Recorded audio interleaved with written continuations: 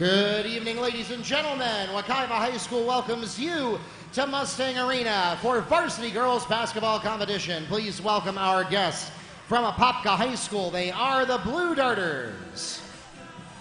And they'll be taking on your Wekiva High School Mustangs. Before we begin our game this evening, we ask that you please stand and remove your hats as we honor America with a presentation of colors by the Wekiva High School Air Force Junior Reserve Officer Training Corps. Leading the detail tonight is carrying the U.S. flag, Cadet Second Lieutenant Daniel Gutierrez. Carrying the state flag, Cadet Captain Jeremy Losi. The Rifle Guards are Cadet Second Lieutenant Jordan Lara and Cadet Airman Basic John Smith. And now, please remain standing for the playing of our national anthem.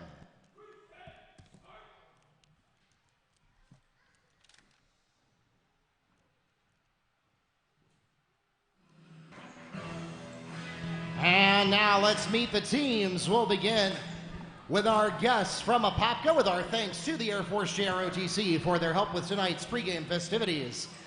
Starting for Apopka, at small forward and guard, 5'8" senior, number 1, Helani Cantone. At guard, 5'7" senior, number 3, Mary McMillan. At guard, 5'7" senior, number 11, Curry Thompson.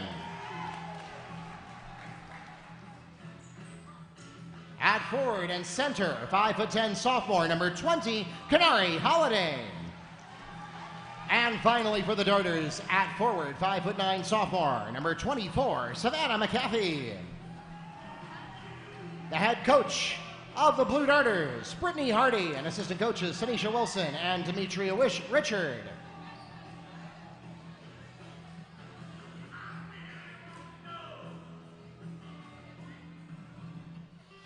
And now, let's meet the starting lineup for your Wekiva High School Mustangs. Starting at guard, 5'6" junior, number 4, Shanaria Smith.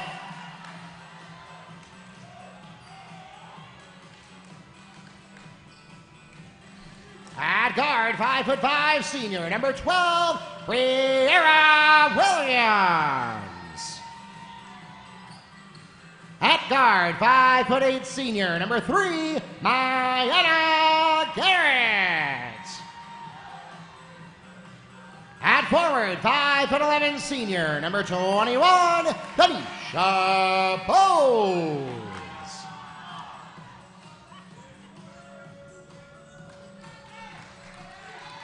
And finally for the Mustangs, at guard, 5'9" senior, number 15, Emily James.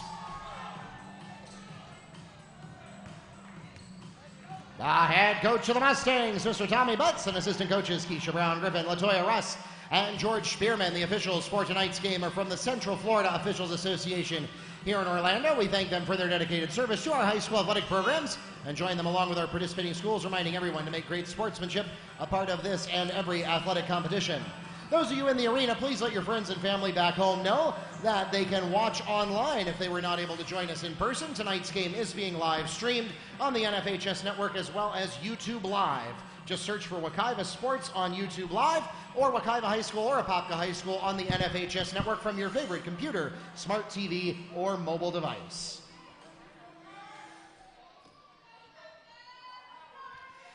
And good evening. A warm welcome to those of you joining us online. My name is Mark Parchi, the voice of the Mustangs, joined by my colleague Neil Fisher from the Apopka Chief, here ready to take you through tonight's game that is likely to declare a winner for the Orlando Metro West Conference.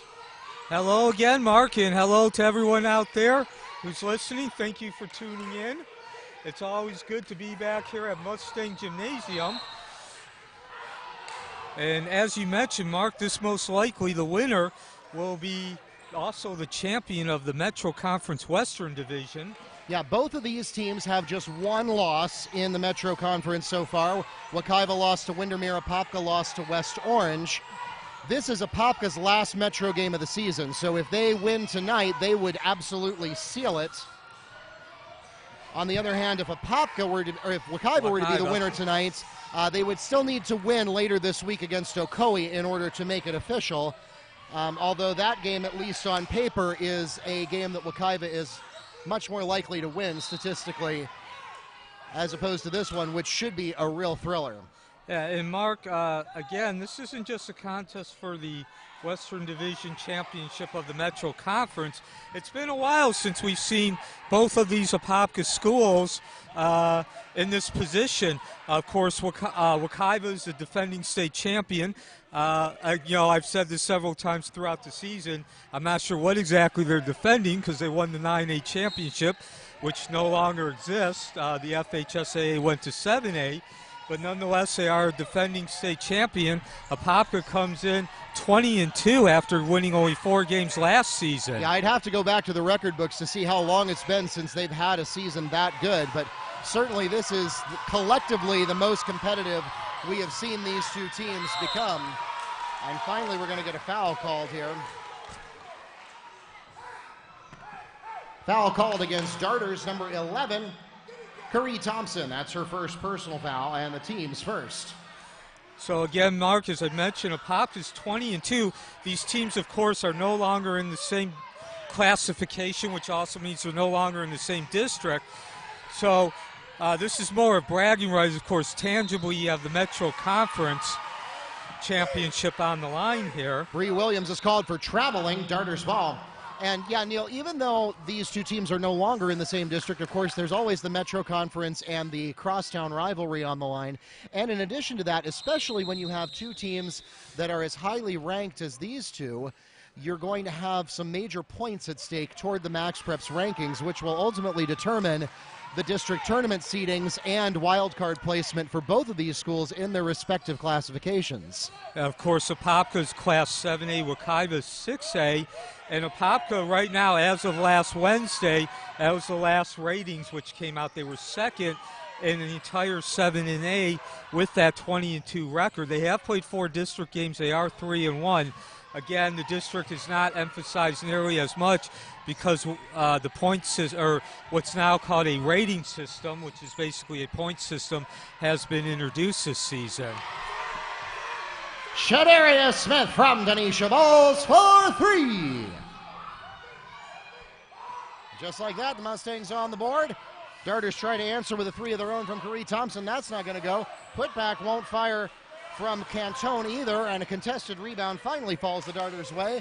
3 consecutive offensive possessions coming to Apopka, and that'll keep the momentum in their favor, at least for the moment, in spite of the 3 that put Wekiva on the board. This is clearly going to be a defensive slugfest. I think we can see that already.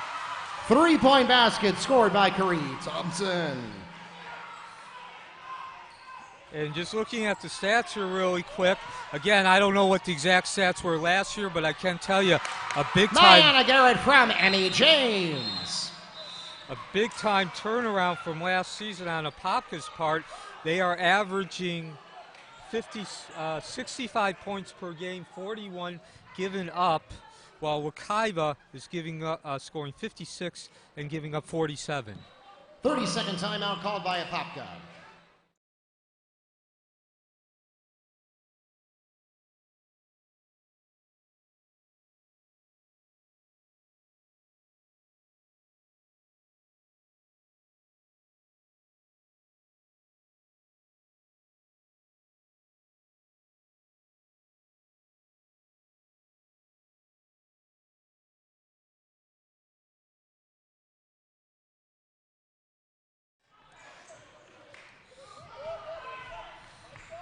Welcome back to Mustang Arena.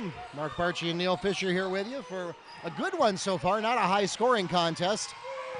Neither team having a lot of success getting any penetration into the outside the perimeter.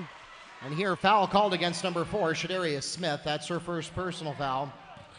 It's the team's first as well.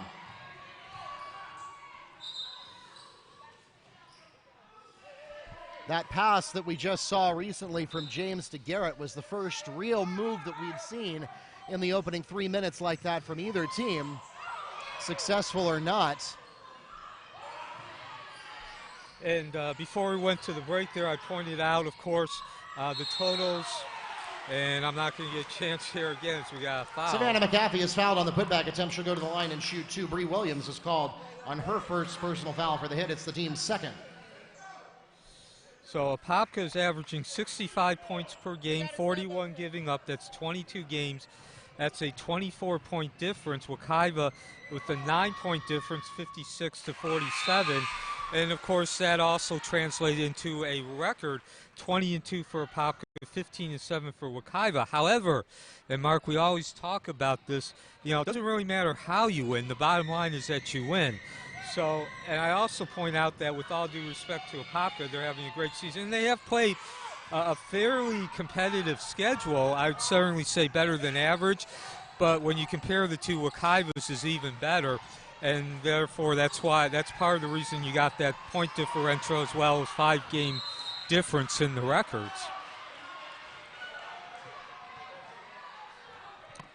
Held ball, possession, Mustangs.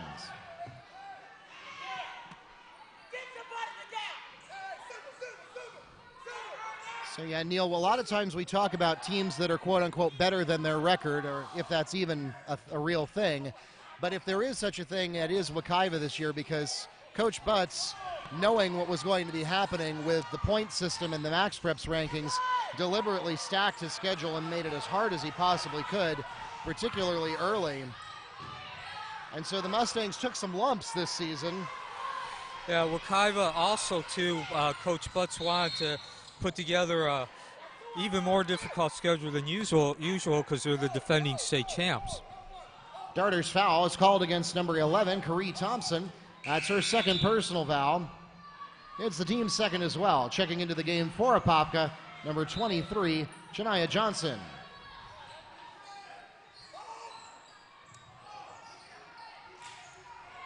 Mustangs remain in control here. Oh, the Darters didn't like that. Diana Garrett fouled on the attempt. She'll go to the line and shoot two. The foul is called against Savannah McAfee. That's her first personal foul, the team's third.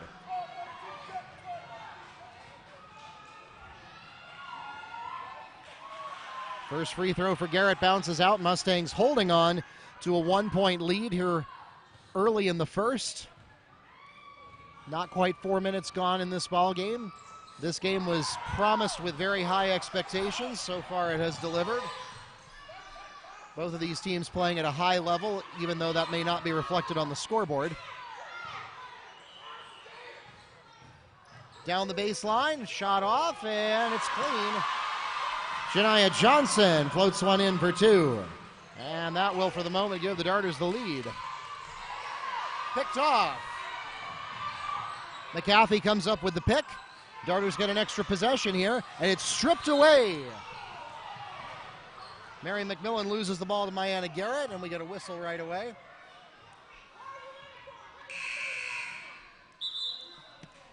Block is called against Mary McMillan. That's her first personal foul.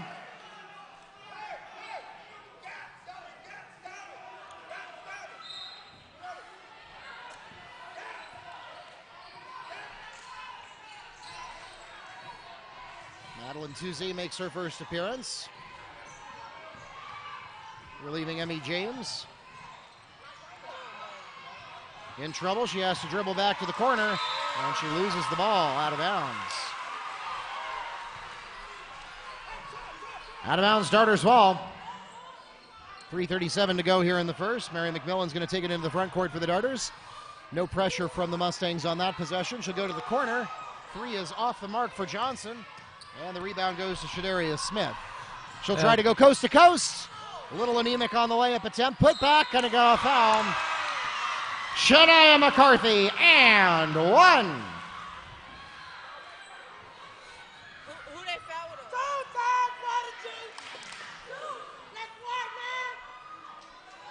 Great position. Foul is called against number 23, Shania Johnson. Her first, the team's fifth. McCarthy shooting one after the putback. Checking into the game for the Mustangs, Amanda McClendon. And Mark, both these teams like to come in, and they are up-tempo teams. They are running gun, get the turnover, create offense from that turnover.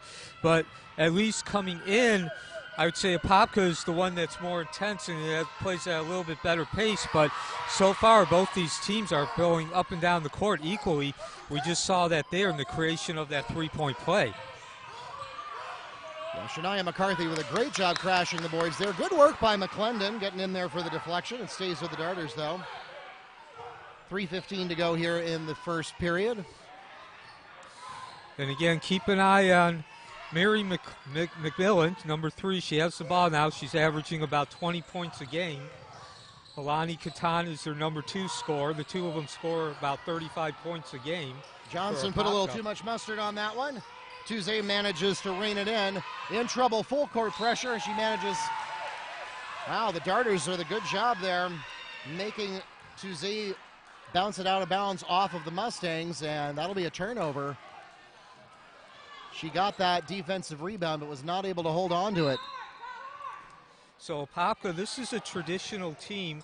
I know, of course, the last few years, as we mentioned, they haven't had much success playing the way they do. Kalani Cantone is called here for traveling. Mustangs ball, returning to the game for Wekiva, Emmy James and Mayanna Garrett. But nonetheless, Apopka is traditionally a very athletic team. They're very long as far as the body, tall. They like to get under the basket and get that first outlet pass up to half court. This year, of course, they actually have the players to play that style, whereas the past several years they haven't. James's 3 is not there. McMillan on the rebound. Tries to go coast for coast. It's a no call. Shania McCarthy gets the rebound in transition. No. Putback won't go for Garrett either. The rebound ultimately goes to Holiday. So again, as you mentioned, Mark, defense so far has been front and center here. Both teams going man to man. Traveling, Mustangs ball.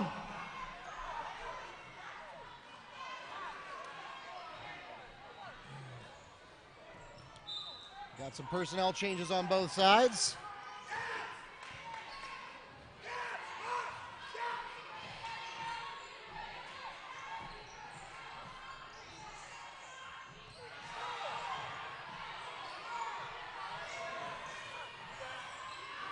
So again, one difference to point out is a continuation of the traditional Apopka game being athletic and physically using their length. Wekiva is more of a penetrating team by means of the pass, whereas Apopka likes to penetrate via the dribble drive. Held ball, possession Darters. A lot of action there. A block by Denisha Turner getting in there.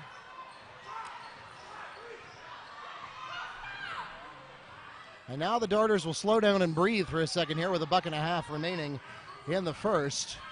Oh, there's Emmy James. Gets it away. And into the waiting arms of Shadaria Smith. James can't get the 3 to fall. Rebound goes to Cantone. McMillan looking for help. 1 minute left here. She'll take it herself, and I believe that was blocked.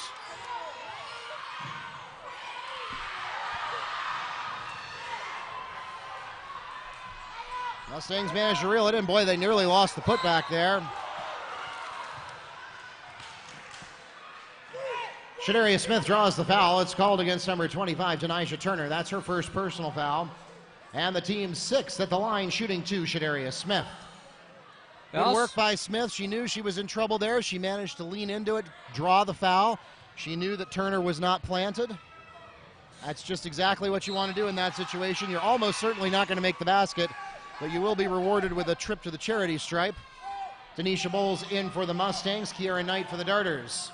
I also want to point out here, too, Mark, Apopka's biggest weakness is they don't shoot the ball well. They're shooting under 35% for the year, actually under 40. They've gone up a little bit over the last 5-6 games, about 38% now.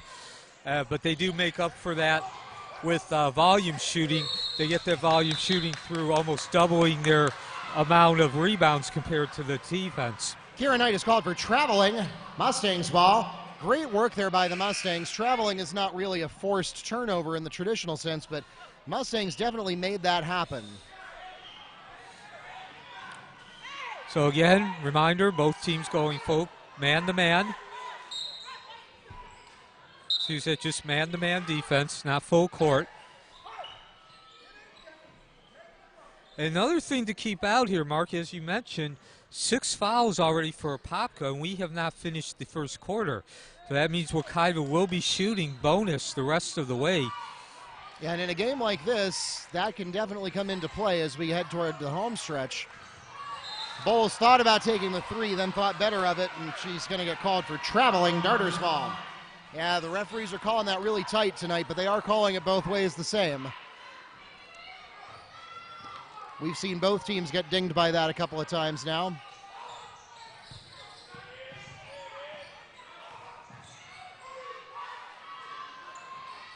.30 seconds left here in the first quarter. Wekiva with an opportunity to extend the lead.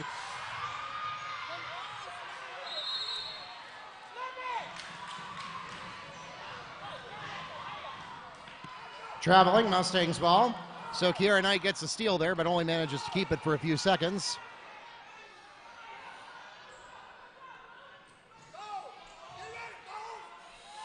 So again, both teams getting up and down that court. Both teams are playing probably going up and down the court a little bit more than we've seen in the past. James gets the offensive rebound to Garrett. She's got it. Emmy James to Mayanna Garrett. Great job there on the boards by Emmy James. That was an easy rebound, but it was an easy rebound because she put herself in the right place, read the bounce off the rim there. Canary Holiday lets the ball go through her arms. Out of bounds, Mustangs ball. 3 seconds on the clock. Mustangs will need to either move quickly here or not at all. From half court, not there. That takes us to the end of a hot first quarter. The Mustangs out to a 12-6 lead at the end of the opening 8 minutes. We'll be right back.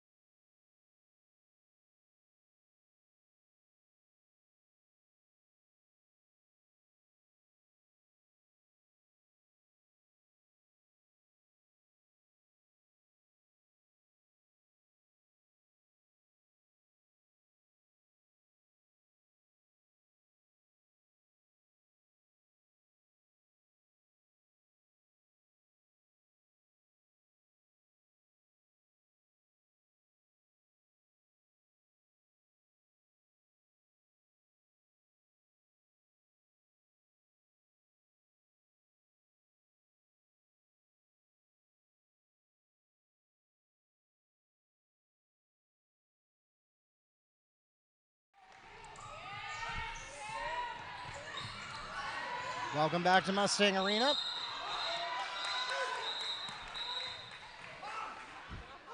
We're going to go straight to a held ball here.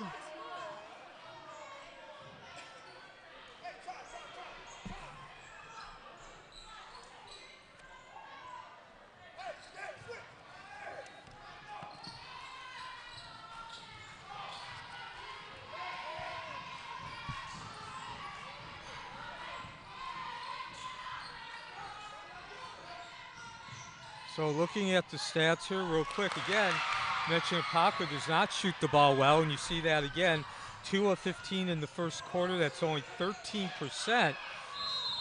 Wekiva not shooting the ball particularly well either at 24, 4-17. However, 24 compared to 13 is still a pretty big advantage. Hold called against Mayanna Garrett. That's her first. The team's third. And I mentioned that Apopka offsets that poor field goal percentage by getting rebounds, which leads to volume shooting.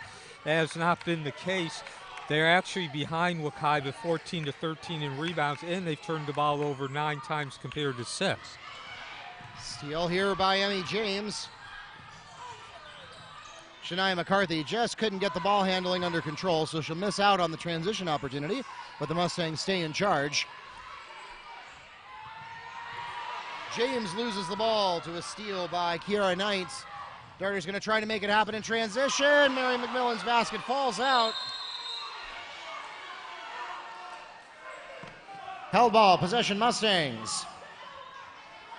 So Denisha Bowles will get credit for that rebound.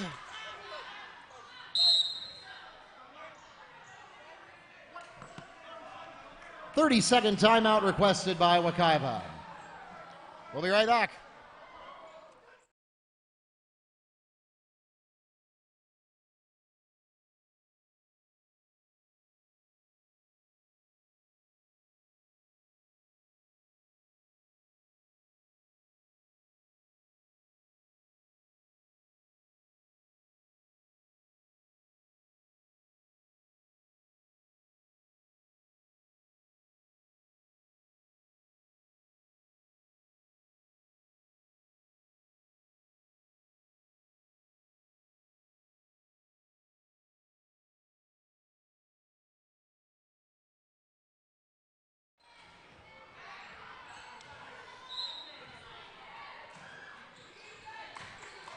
Welcome back to Mustang Arena. Coach Butts didn't quite like what he had there, and I don't think that's what he had in mind.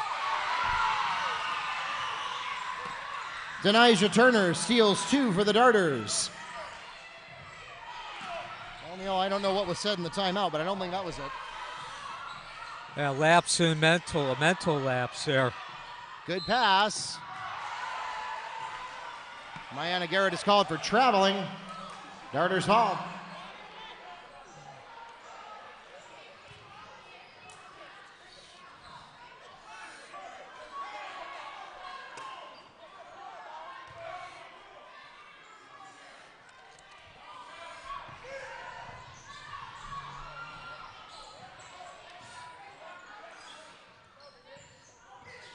Opportunity for Apopka to cut the lead here to 1 possession. Again, Apopka liking to flash up to the top there, as we just saw.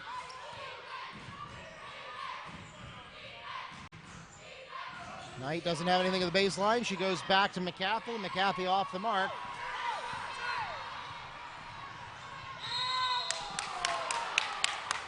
Shadaria Smith draws the foul. She'll go to the line and shoot 2 for the Mustangs. Foul called against Mary McMillan on the hit. That's her 2nd personal foul, the team's 7th.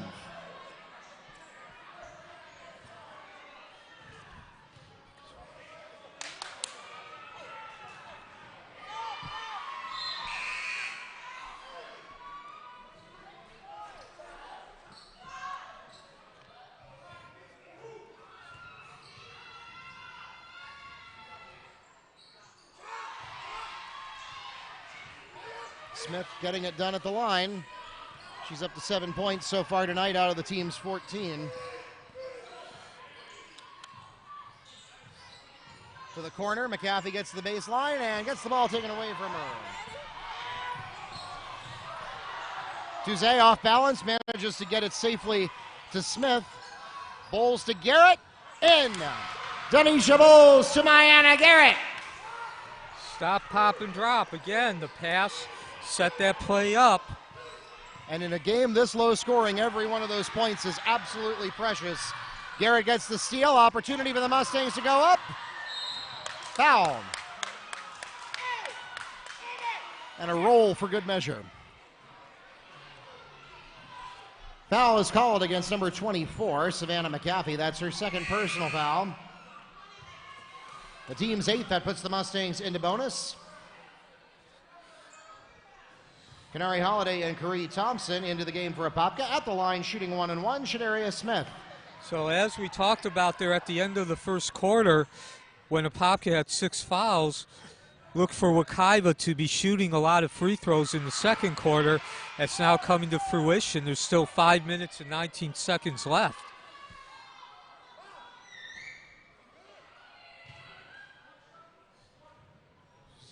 Shadaria Smith is 5 out of 5 at the free throw line tonight, trying to make it a perfect 6, and she does.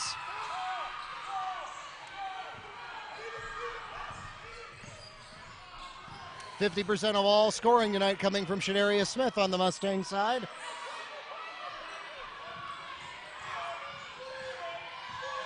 Both of these teams playing like it's the last 30 seconds of the ball game. As Mary McMillan draws the foul, she'll go to the line and shoot two. Madeline Tuzzi is called on her first personal foul. The team's fourth.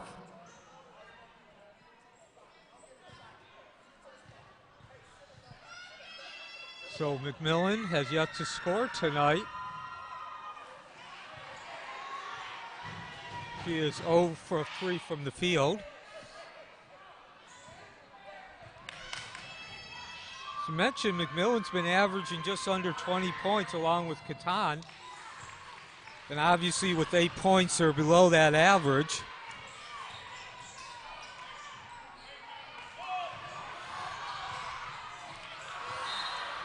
And nobody's home as Mayanna Garrett throws the ball out of bounds, starter's ball. So looking at it one way, Neil, it's only a 3 or 4 possession ball game. Looking at another way, Mustangs are outscoring Apopka 2-1.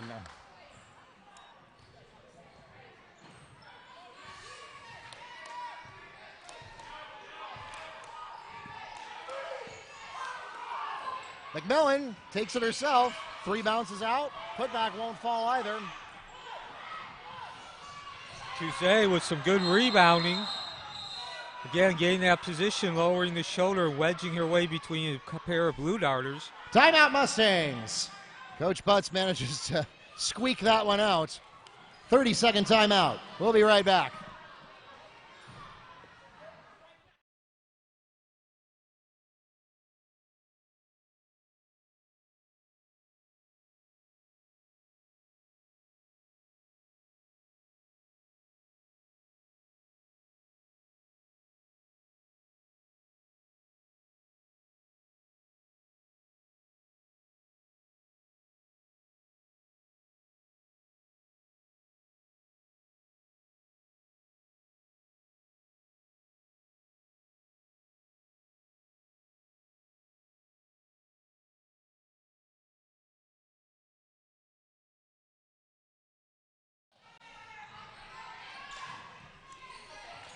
Welcome back to Mustang Arena.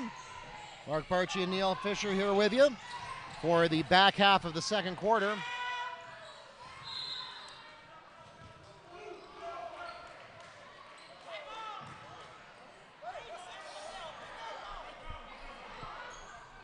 And it looks like they're going to call that Wekiva stepped out of bounds before coming in to make the rebound attempt for a violation. So that'll be a team rebound to Apopka there. Coach Butts wanted a walk. He's not going to get it. He's going to get a foul instead. Carrie Thompson is fouled on the attempt. She'll go to the line and shoot two. Push called on Tanisha Bowles. Her first personal foul, the team's fifth. Mustangs still have one more foul to give before they put the Darters into bonus. This one will be at the line for 2 shots.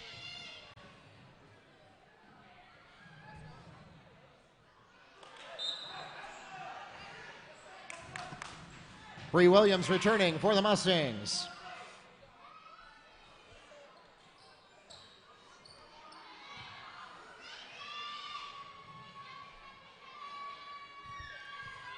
Darters have been relatively less successful at the free throw line tonight compared to the Mustangs. That one will drain in.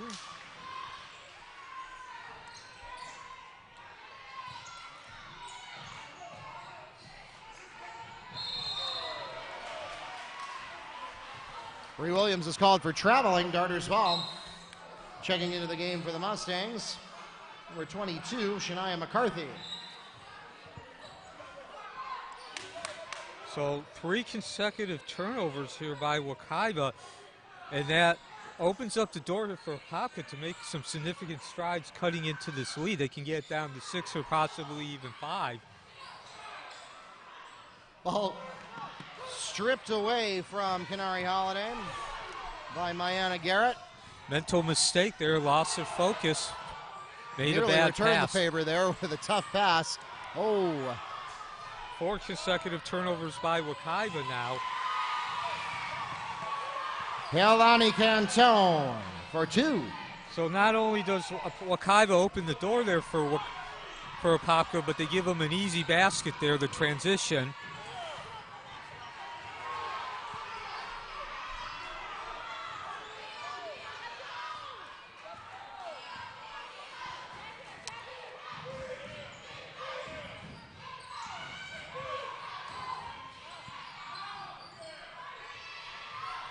A lot of bodies under that basket there, Mark. Diana Garrett ultimately comes up with it. Both teams crashing the board hard.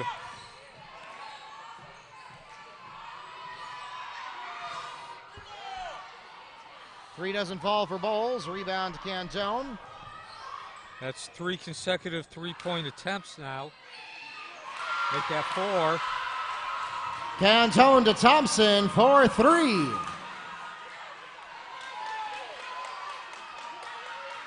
Who got that? Mustangs slow on the throw in there, but they managed to avoid the 5-second count. And Apopka's now gone full court man-to-man. Wekiva doing a nice job of keeping its poise, moving the ball up in angles.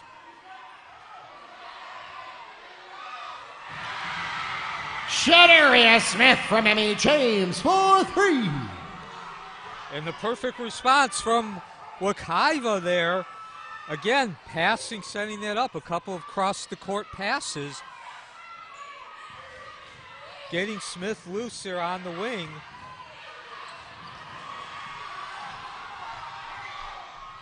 Garrett on the rebound, going to Smith in transition. 3 is too hot.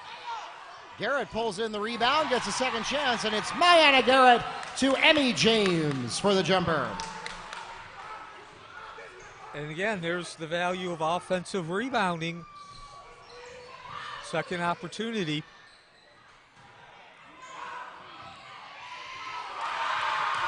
Curry Thompson with a 3 from Cantone. Well, I don't think the Mustangs saw that one coming. That's really hard to defend. Doesn't work all that often, but when it does, not a lot you can do about that. And as I mentioned, Apopka's Achilles heel has been their field goal percentage. They've shot the ball under 40% all year. It's even lower from three-point range, but suddenly they're finding the range. Mayanna Garrett for 3 on the pass from Emmy James. Of course, Wekiva's been answering here, and again, it's been those passes, not just passes, but across the pay passes, which get Apopka's defense out of rotation, get them moving on angles down towards the baseline. Nice block there by Denisha Bowles. Returning to the game for the Darters, Savannah McAfee.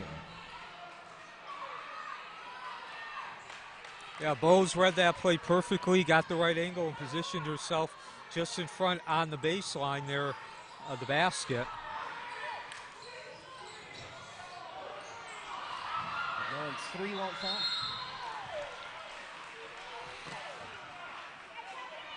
Foul called against Mustangs number 22, Shania McCarthy. That's her first personal foul. The team 6th at the line, shooting 2, Savannah McAfee.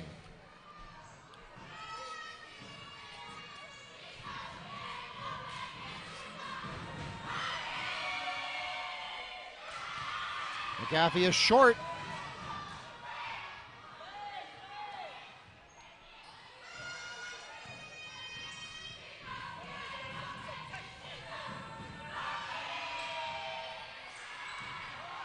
Another short one. Mayanna Garrett on the rebound.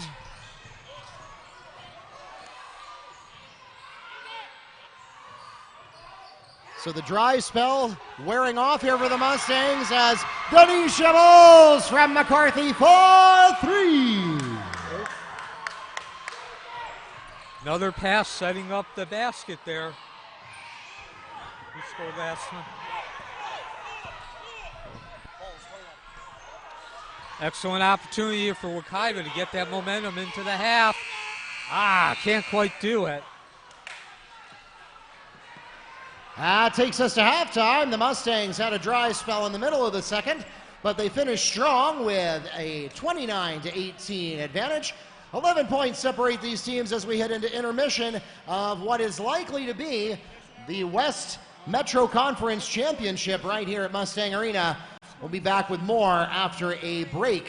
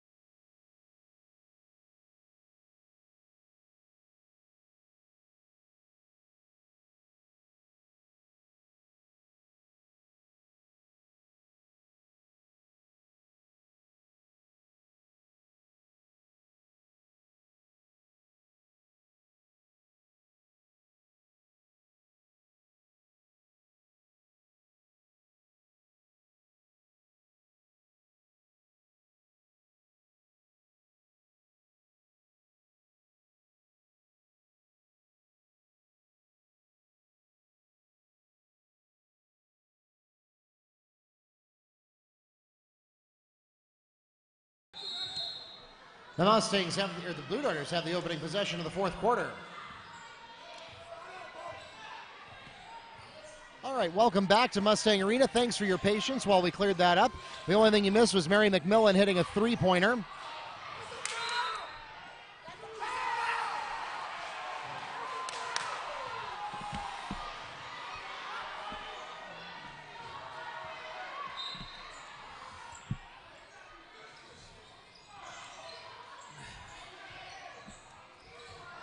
Which tied the game up. And so we've got a new ball game going into these last 8 minutes. 41-41 is the score. Double bonus in the Darters' favor. Darters still have 4 more fouls to give of their own before the Mustangs are into any kind of bonus. And this has been the game that we were promised, Neil, as Smith's 3 is a little short. It's going to go out of bounds off the Mustangs. Darters will get the ball. Yeah, so Wekiva ended that first half on an 11-3 run. Apopka ended the third quarter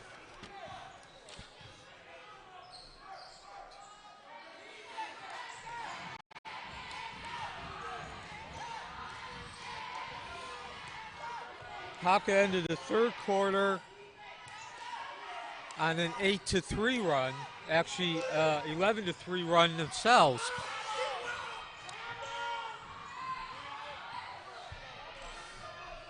And looking on the rebound there. So looking at the stats, again, mentioned field goal percentage has been the Achilles heel for Apopka all season. They were shooting 21% at halftime. Certainly that trend was continuing. They are actually transition up to opportunity, and it's made. That's Shania Johnson on the pass to Kiera Knight for the go-ahead basket. And Apopka leads for the first time today. So that trend has now been reversed in the third quarter. They are up to 32%. Wekiva at 31. Mariana Garrett from Denisha Bowles. Rebounding remains in Wekiva's favor, 25-28. Actually, Apopka has now also taken the lead in rebounding, 28-25. McMillan short from long distance in transition. That's Madeline Tuzzi on the pass from Shadaria Smith.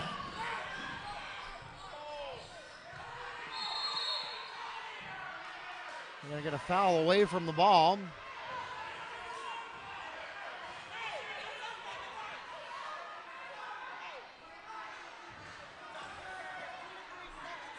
Wait, what he said? What is he saying? What is he saying? Double foul is called against Shania Johnson, her second, and Emmy James, her third. No bonus shots are shot on a double foul.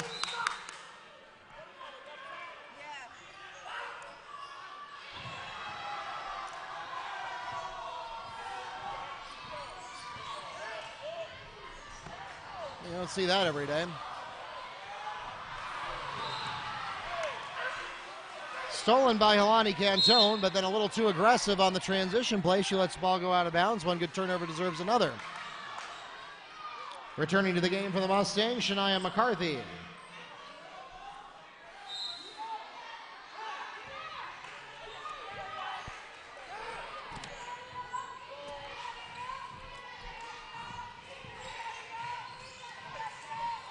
Both teams have remained in man-to-man throughout this game.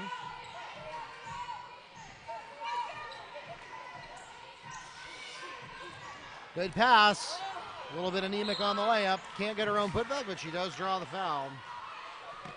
Shania McCarthy fouled on the putback attempt. She'll go to the line and shoot 2. The foul is called against number 24, Savannah McAfee. That's her 4th personal foul, and the team's 4th as well.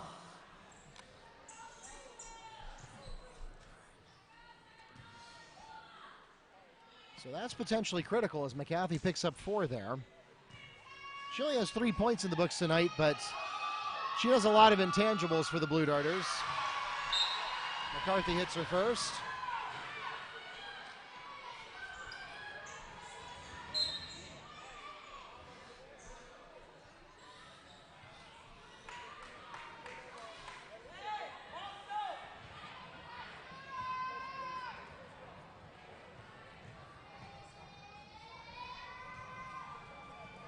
So McCarthy now with 4 points.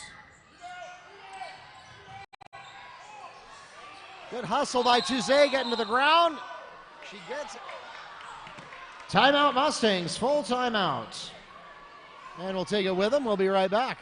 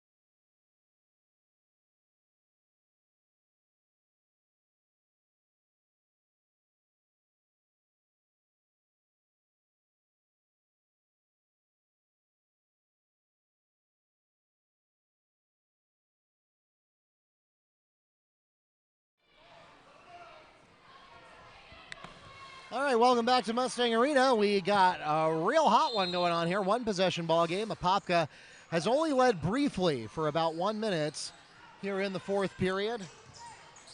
Mustangs have been on top, but the Darters have never let the game get out of spitting distance.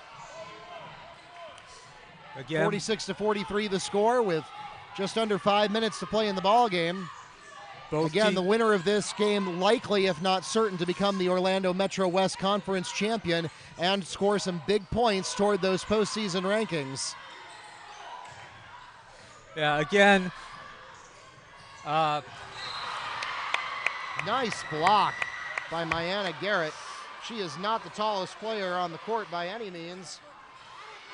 She gets the job done there. So again, both teams put together 11-3 runs. Wekiva at the end of the second, Apopka at the end of the third. Took us into 41-41 at halftime. Seen a very up and down the game here for the most part. Some mistakes have been made because of the pace. Probably at times a little too fast for both teams. Madeline Tuesday is fouled on the attempt. She'll go to the line and shoot two for the Mustangs. Darters foul. Called against number 25, Denisha Turner. That's her third personal foul. The team's fifth. And by the way, Wekiva has committed 10 fouls, so Apopka will be shooting free throws the rest of the way. And that means this is critical here, these free throws that Tuesday is shooting now.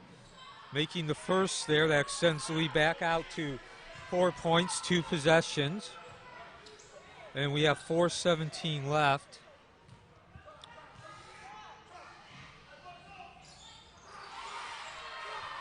Takes advantage of the So that puts the Mustangs up to a 5-point lead. McMillan. Mary McMillan pounds the paint for a Darter layup. Yeah, lane opened up there just for a split second. That's all McMillan needed. She lowered the shoulder, spun into the lane, and got that backboard action.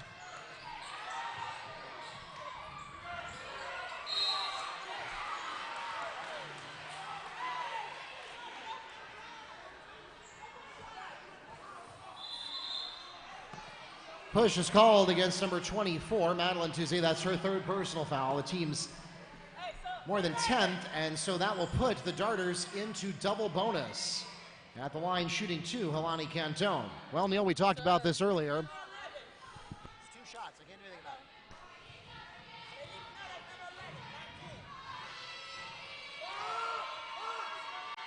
it. So, yes, Mark, we talked earlier. And so the Darters unable to cash in there as Emmy James returns to the game for the Mustangs.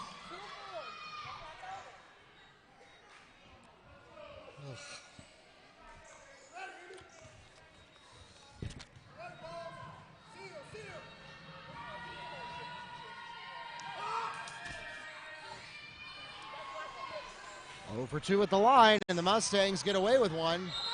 And Helani Cantone trips and is limping off the court.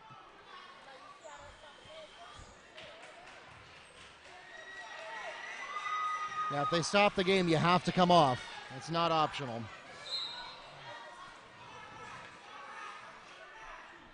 Helani is saying, no, coach, I'm okay. You don't need to take me out. And it looks like the referees are not going to force it to happen. They're going to rule it an inadvertent whistle. Perhaps the referee reacted a little too soon. You can tell Cantone is still nursing that knee a little bit in the paint. Doesn't look like she's seriously injured, but maybe tweaked it in a way that it didn't want to bend.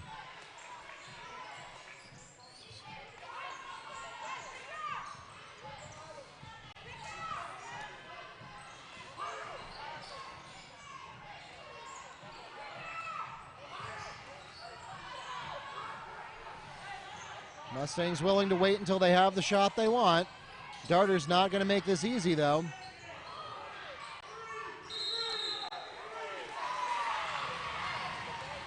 And Miana Garrett gets called for 3 seconds in the key. Darter's ball. Yeah, outthought the room there, Mark. Tried to get too fancy. Should have just gone straight up. Garrett, that is, once she got the ball, she had an open look. Not exactly an open look, but she had the angle over the defender. So 3 minutes to go here. Darters trail by 3. Good. Well, not so good of a pass, I guess.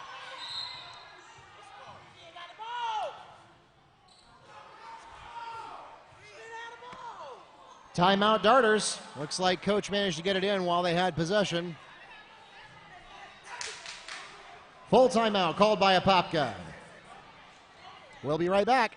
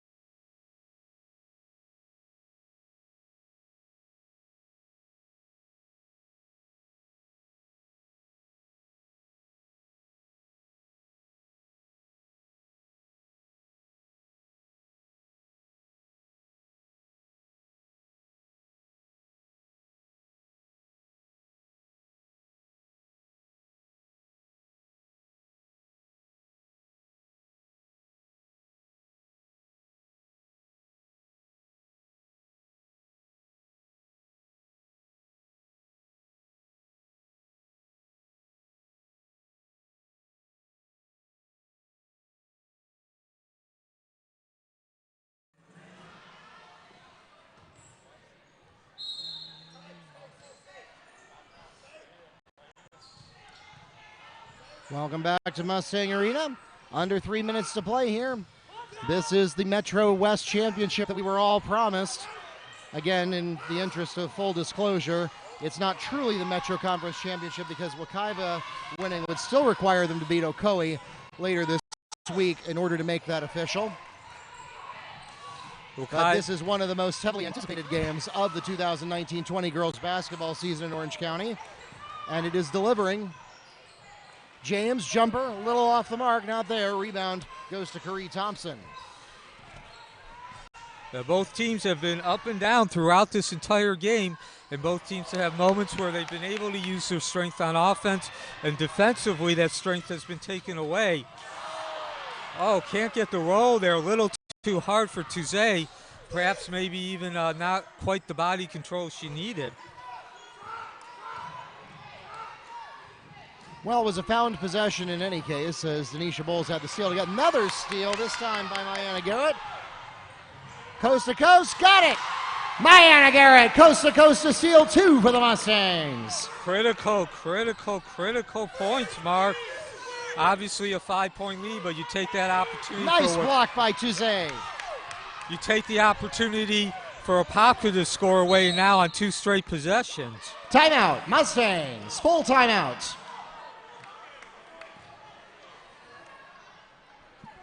We'll be right back.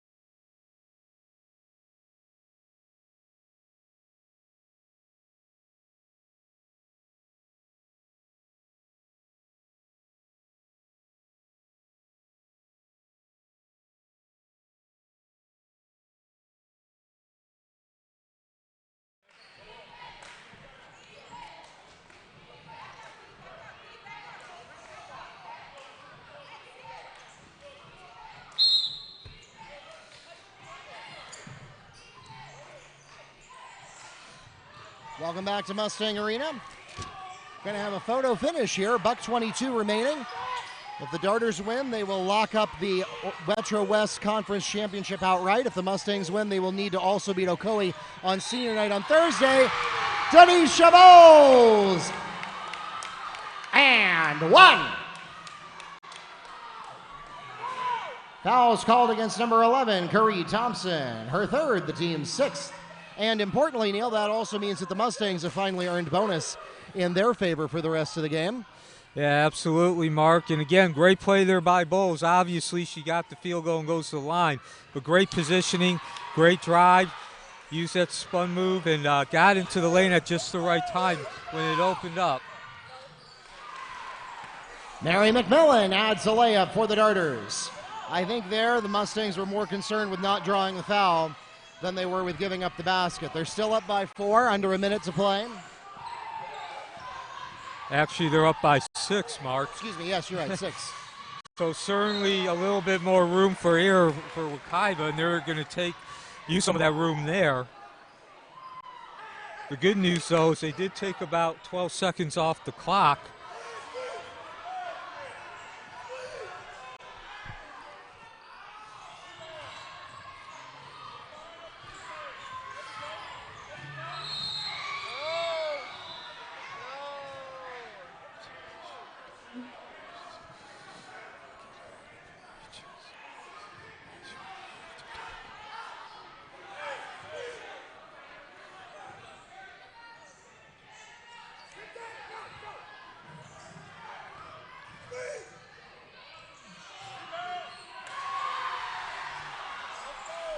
Curry Thompson adds 2 for the Darters.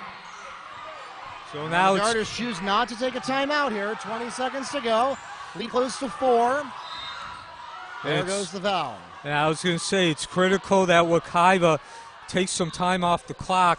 Obviously, in a fouling situation, you're not going to be able to take a lot off, but you need to at least get 3 or 4 seconds. Hold is called against McMillan. That is going to be her third personal foul. The team 7th puts the Mustangs to the free throw line to shoot bonus. Denisha Bowles.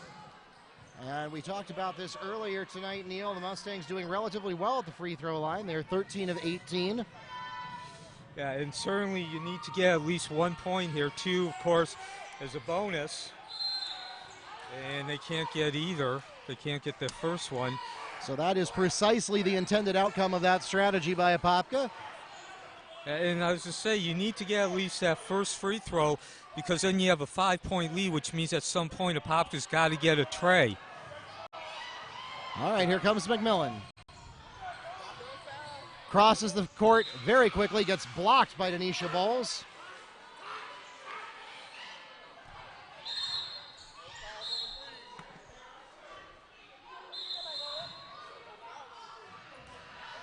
Timeout, Darters, full timeouts. That leaves each team with 1 full timeout remaining.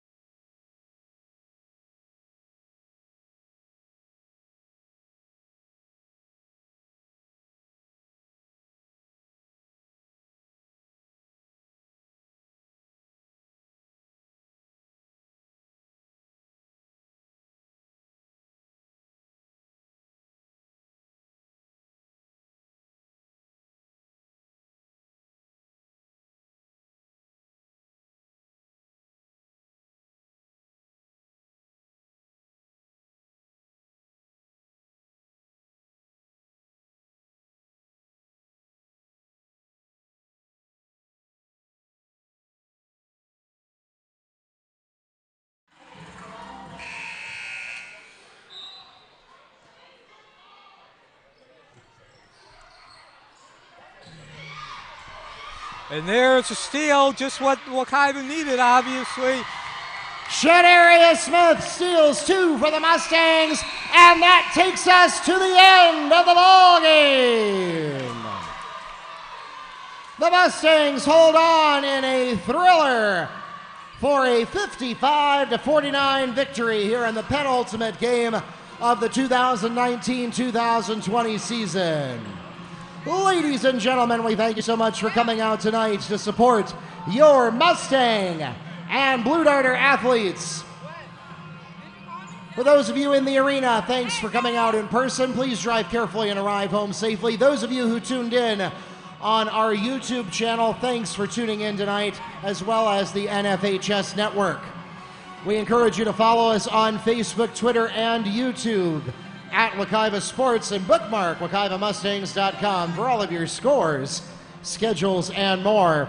Don't go anywhere. We've got some post-game from Neil and I in just a moment.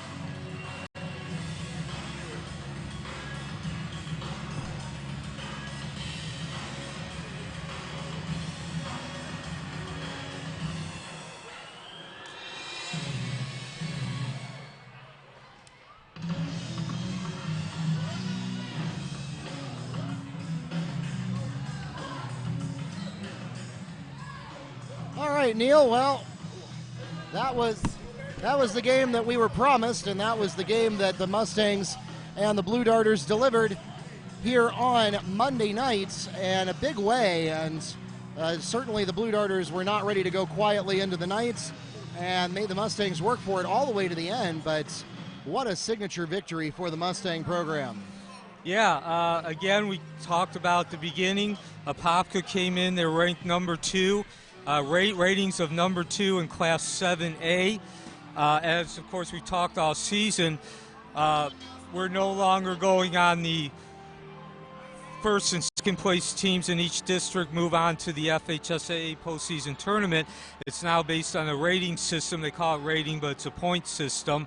And they're no longer in the same classification or the district, but still, you got a great matchup of the defending state champions and a 2-time state champion, a team that is just loaded with success over the last 6 seasons, 4 state Final Four appearances, taking out a team that basically has come out of nowhere after winning only 4 games last year. They come in 20-2 this year, and they're doing it with nasty lockdown defense and turning that defense into transition opportunities and converting. Going back to the beginning of the game, a 24-point differential for Apopka in scoring compared to only 9 for Wekiva. But in the end, as we talked about, it doesn't really matter how you win as long as you win. And Wekiva, coming down that final stretch, again, they got 3 critical baskets in like the last 2 minutes to secure that lead. And of course, the last one came on that transition there, the steal and then the transition as the clock ran out. Yeah, and certainly to take nothing away from the Blue Darter athletic program, as you mentioned, Neil, they're 20-2 now, 20-3. I would have to go back into the record books to see how long it has been since Apopka has had a season quite this outstanding. Yeah. They are well poised in their district, which is not a cakewalk district by any stretch of the imagination. The Mustangs vacated that classification. Apopka still has to live with it.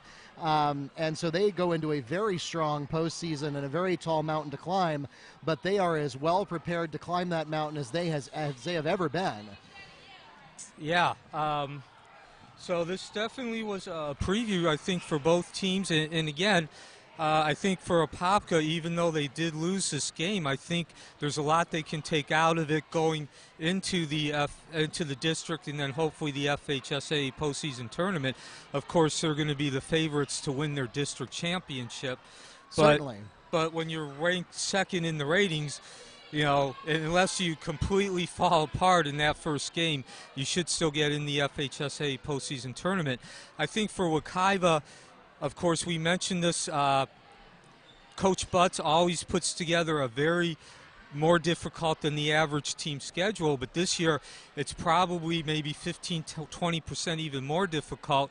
Number one, because of the rating systems. You want to take on as many opponents with a good record as possible. And of course, the third component of the formula for the ratings is the opponent's record, but also they're the defending state champion.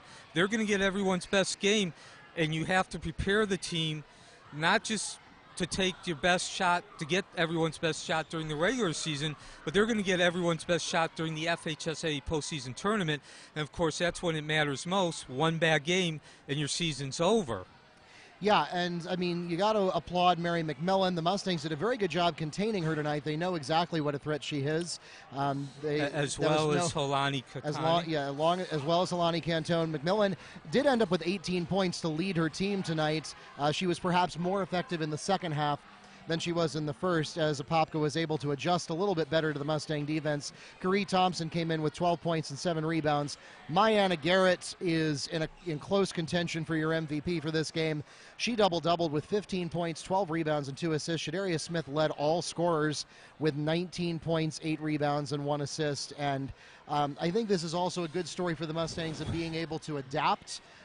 It was definitely a battle of coaching as well as a battle of the players on the court.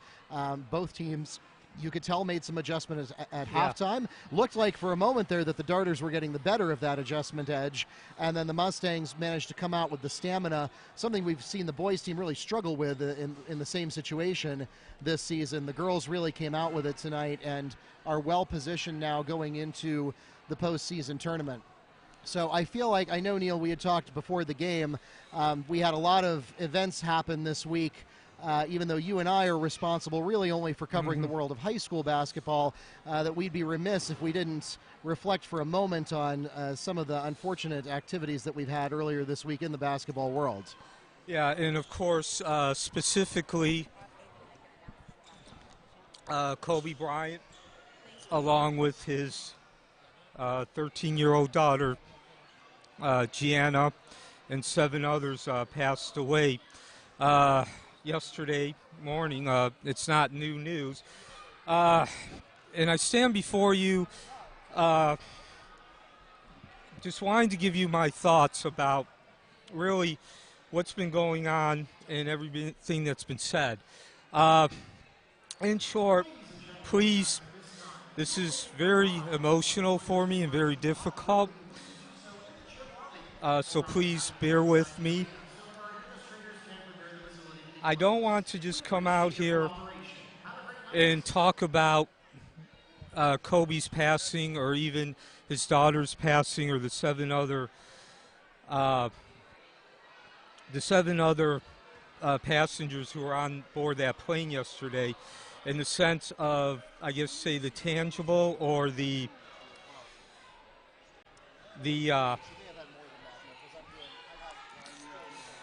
or really just talking about the facts and figures. To be honest, I really can't say anything which hasn't already been said. And quite frankly, even if there was anything that hasn't been said already that I'd say, I don't think I can add justice to that. So, you know, we've heard all the experts and all the sportscasters. I watched ESPN since about 3 o'clock yesterday when I first received the news on ESPN. It was pretty much the same stuff everybody said, and I'm not saying that that's bad in any way, but again, when you keep saying the same things over and over, and I certainly don't want to repeat myself. What I do want to come on here, though, is look at this in a bigger scope. Of course, Kobe Bryant, there's nothing wrong with the way that the tragedy was presented yesterday in general, and that was, of course, Kobe Bryant dying, it just individually, the one specific tragedy. But there was really a collective presence over the last month, because there's been 2 more very sudden, shocking, the kind of deaths that just make you feel like not only is life so unfair, how much more cruel life can be, but also people who had so much more to offer. And I think, again, there's nothing wrong with looking at each individually, but nobody has really looked at the three of them together as a whole. And obviously, the NBA lost a tremendous amount of that a tremendous amount of what made it such a great league and what made it so much fun and a great example. But also, for me personally, as a reporter and someone who played sports, and in a moment I'll get to that, I believe it'll be 1 month ago tomorrow, on January 29th, that Carly McCord passed away in a plane accident. If you're not familiar with who she is, she was Steve Slinger's daughter-in-law. Slinger was the co-offensive coordinator for the LSU Tigers. He was generally credited as the behind-the-scenes guy, the guy who didn't get a lot of the attention. He brought Joe Burrows to LSU. But more importantly, she was a reporter with WDSU. She covered the LSU Tigers, the Saints, and of course the New Orleans Pelicans. She was the in-house reporter for WDSU. She was on her way to cover the Peach Bowl. The plane took off. A couple minutes after taking off, the plane turned around. It came down, and very much like we saw with Kobe Bryant, it caught fire, and it was just a horrible, horrible scene. It's one of those crashes, you look at it and you just go, there's no way anyone can survive. She was only 30 years old. With that said, though, I consider her passing to be not just a major loss.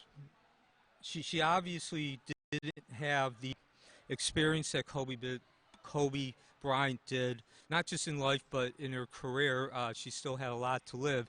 And of course the next person I'm going to mention, but if you're 30 years old and you're already covering LSU, the Pelicans, and the Saints, I think you've pretty much made a good life, and you've shown that there's great potential, and you've reached the top. It's just a matter of where on that top you want to be. There's no doubt in my mind, based on what I've read since her passing, that she would have had an opportunity to go national and receive the same attention as Kobe Bryant did. Maybe not with the same intensity, but she would have been known in the same way that Kobe Bryant is known among NBA fans in the sports media circles. And then, of course, a week later on January 1st,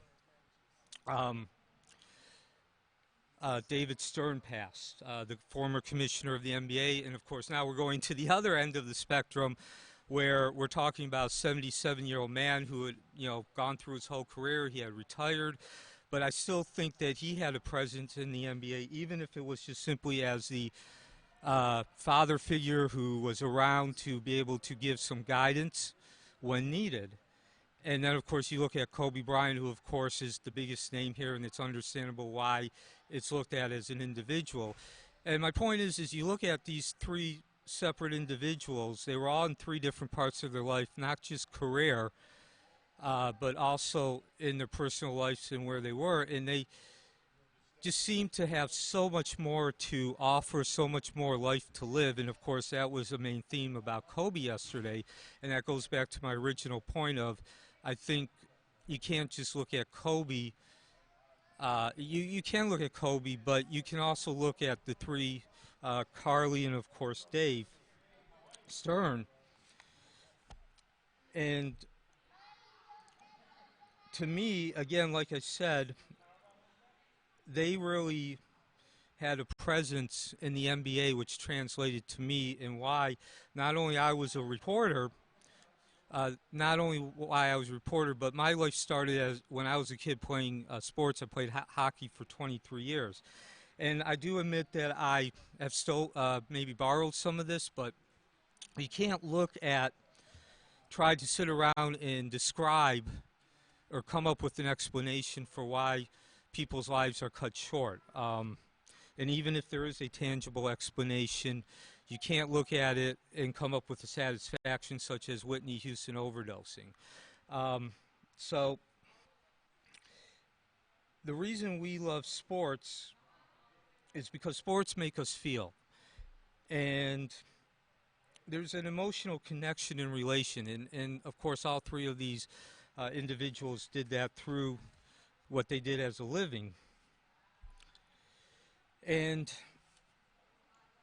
I would say the one wild card, though, the thing that connected all of them, and again, I admire people who work their butts off, and we talked about that yesterday with Kobe.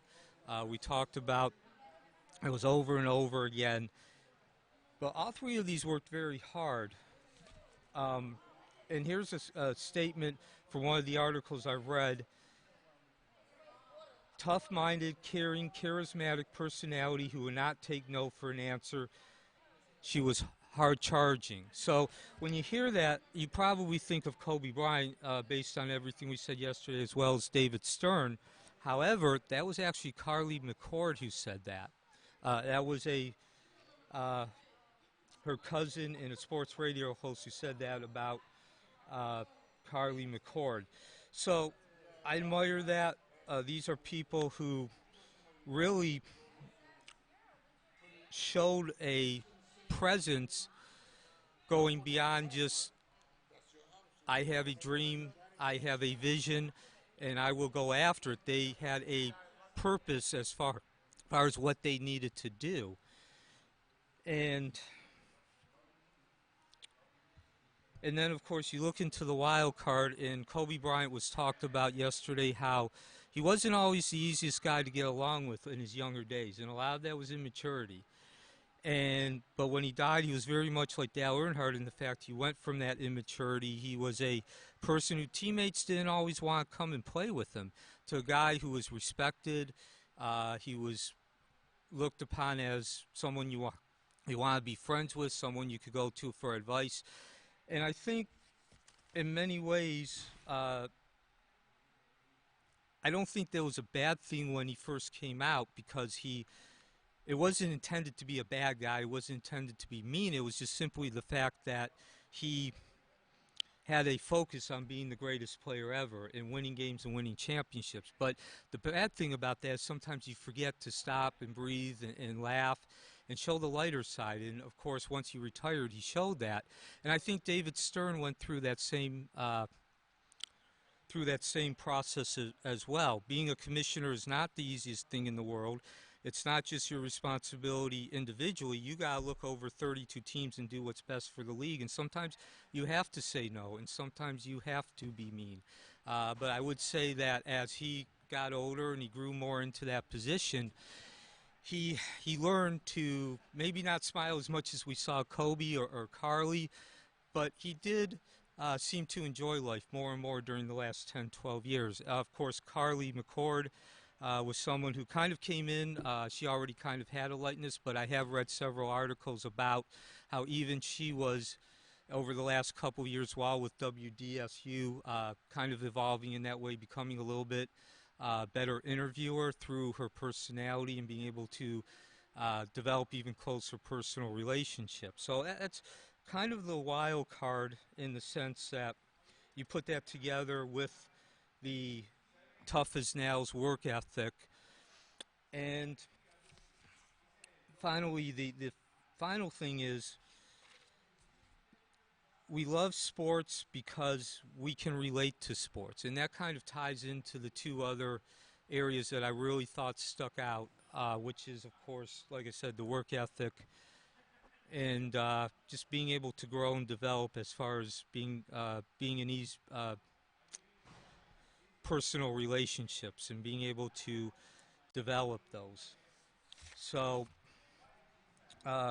again, I'm not really sure how to end this. Again, I know I've kind of this is the first time I've ever done something like this, so I've kind of slipped and slided around a lot. I probably will write an article about it, and it'll probably be a lot more concise because that's what I do for a living.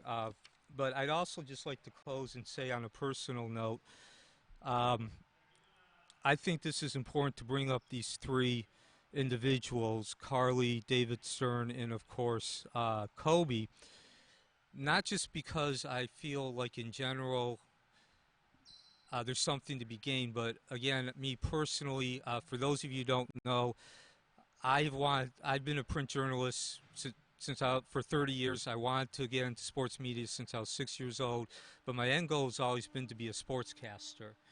And when I look at these three individuals and what they brought to the table, I do feel a certain influence. Again, obviously, it's easy to look at David Stern because he's 40 years my senior, or 27. But Kobe, of course, being well known, it's easier to look at him. But even someone like Carly, who's 30 years old, I didn't know her real well. Obviously, I didn't know any of them, and I didn't really watch. It's not like Kobe Bryant, who you see each and every night when he was playing, and of course David Stern, who's kind of always in the back of your mind every time you watch a basketball game, which I'd also like to point out is one of the presence, that was his presence, maybe not directly, but the NBA would not be where it is today without him. I was 15 years old when he took over in 1984, and at that time, just to give you an example where the NBA was, half the playoff games were not televised, and the ones that were on tape delay. Now, you go every night, not only do you get at least 2 games, but you get a pre- and post-game show. But so I think there's so much there to learn from him. And like I said, it just seemed like even though he was older, and for someone like me, he still had a lot of life to live because he was someone I could look up to because of his age. But again, even moving on to Carly McCord, she was 30 years old. As someone who aspires to get into sportscasting, I spend a tremendous amount of time just going over the internet and looking for people who I can, looking for other reporters. And I also, a lot of times nowadays you see a story and you see news stations also do print journalism on the internet now, so you get the video along with it, and that's how I actually found out about Carly McCord. A couple years ago, I've seen 4 or 5 of her shows, not the whole shows, but maybe 10 or 15 minutes, and of course her covering the Saints makes her, you're going to see more stories about the Saints, and of course the TV station she works for are going to put them on there because the Saints are a contender. But even though I'm 20 years her senior, I just felt like there was so much to learn from her as well, because she had, again, the same attitude as both David Stern and Kobe Bryant. So, and again, just real quick to wrap it up, you know, that quote was, she was a tough-minded, caring, charismatic personality who would not take no for an answer. And like I said, all 3 of these people, they came into whatever their jobs, they had a vision, they had a drive to make that vision, but they also had that vision and that drive in their personal lives as well. And they also understood that in order to accomplish that vision, you had to have hard work and also be able to develop relationships and be able to relate to your consumers. And again, that goes back to the whole idea that we watch and we follow sports because sports makes us feel, just like entertainment and music. All right, well, we will leave it there. And again, to recap where we are back in the high school basketball space, the Mustangs win 55-49. That puts them in contention to walk away with the Orlando Metro West Conference Championship, presuming they would win on Thursday night, which of course we don't ever presume that. We wait for the game to be played, and we will play that game.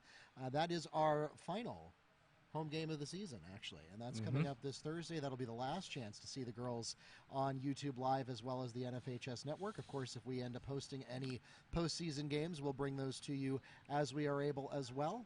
But my thanks to Neil Fisher joining me tonight and all season long. And my name is Mark Barchi, the voice of the Mustangs, wishing you a good night, and we will see you on Thursday for the ladies' senior night. Make sure that'll be 2 separate broadcasts. We'll do a broadcast for senior night just before the game starts, and when we'll do a second broadcast for the actual game. We hope that you'll join us in person, but if you're not able to join us in person, we hope that you will join us online for both of those. Have a good night.